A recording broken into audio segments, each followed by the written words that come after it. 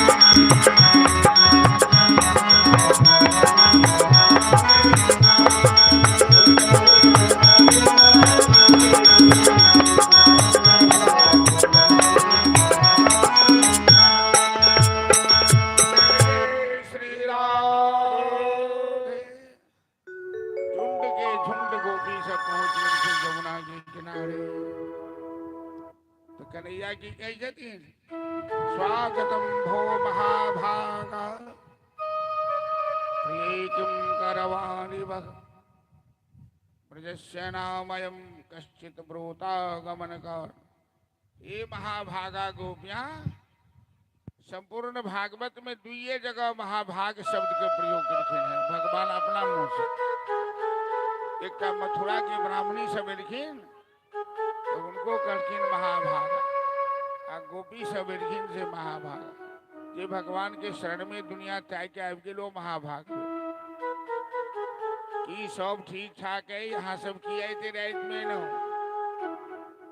तो गोपी सब कहते वैवम विभोर हत भवान गत तुम नृसिंसम संतज्य सर्व विषयांस्तव पादमो।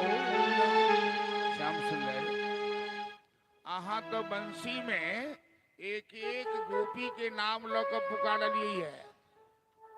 हम सब अहाँ के पास में न तो कई चीज कतई नऊ है किया है नऊ है ई अहाँ के पूछना उचित नहीं है। भगवान के शरण में यदि क्यों जाए तो भगवान पूछे छथिन अहाँ किया है न भगवान के शरण में तो क्यों कल्याणे के लिए जाए तो कन्हैया कही छथिन अहाँ सबके अपना अपना पति के छोड़कर दूसर पुरुष के पास में रात के एबाक चाहिए ये उचित बात नहीं है। तो गोपी सब कहते दिन कन्हैया हमारा सबके उल्लू नहीं बनाओ हम दोसर पति के पास में नहीं ये नऊ है एखन तक दोसर पति के पास में छनो आबे नऊ है असली पति के पास में गोपी नाम तत्पति नाम च सर्वेषाम एव धीहिना जो अंतश्चरति शोधच्छः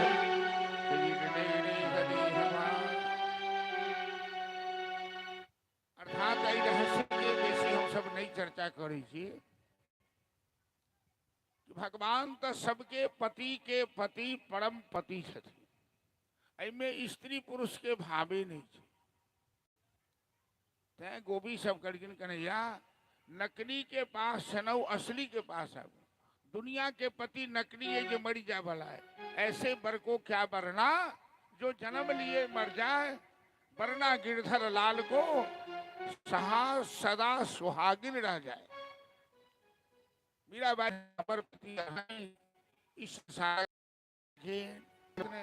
हम स्त्री बन जाए हमारा मेकअप कर दियो जूड़ा लगा दियो साड़ी पहिरा दियो लहंगा जे पहिराब के कोनो पुरुष स्त्री नहीं बने छे नटुआ सब की भ जाए साड़ी पहिर के स्त्री बन जाए तो हम नटुए बन जाए लेकिन हम रास में जाए अले हमर इष्ट देव छथि कृष्ण हुनकर लीला में हम केना नहीं जाए तो भोलेनाथ अब माता पार्वती के बेटा पार्वती कहलखिन जे अहाँ जे जाए आ कहीं जे बुझ गेलन केओ तो हमरो हंसी है तो अहूँ के हंसी है क्या तो कन्हैया तो बहुत तेज छथि पूछ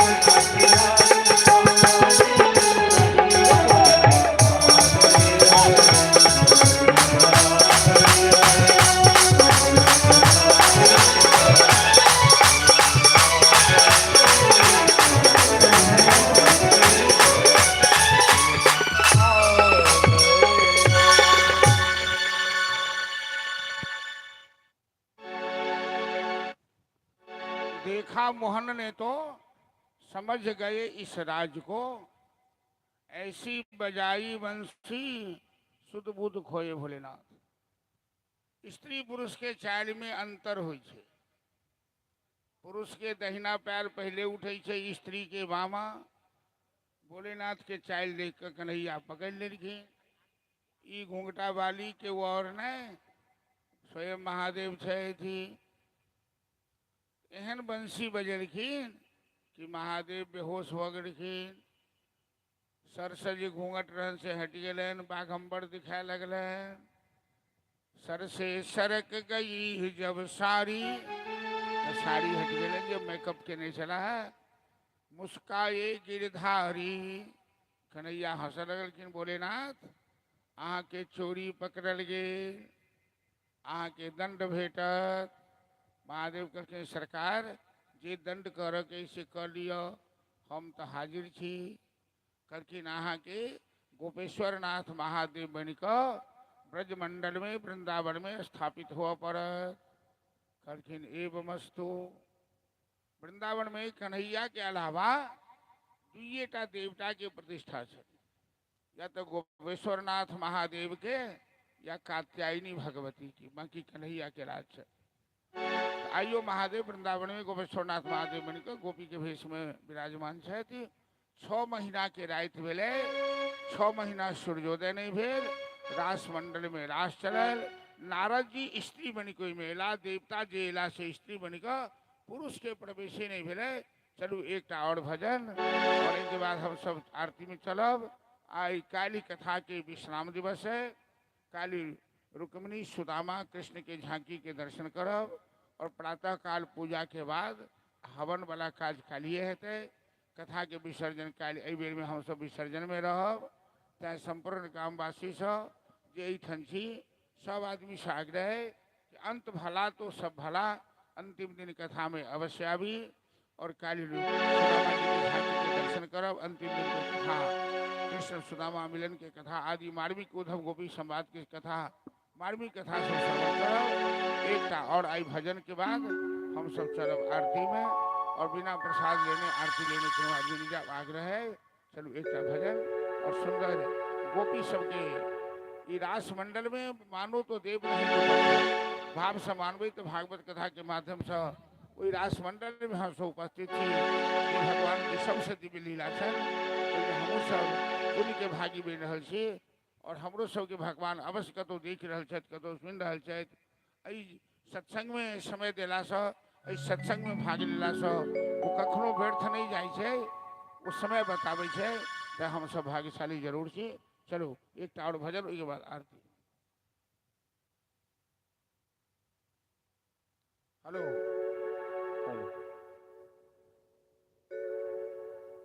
मुकुट सिर मोर का मेरे चित चोर का, धुन नन नन नो धुन नन नन नो धुन घन श्याम के अखिले कटार के।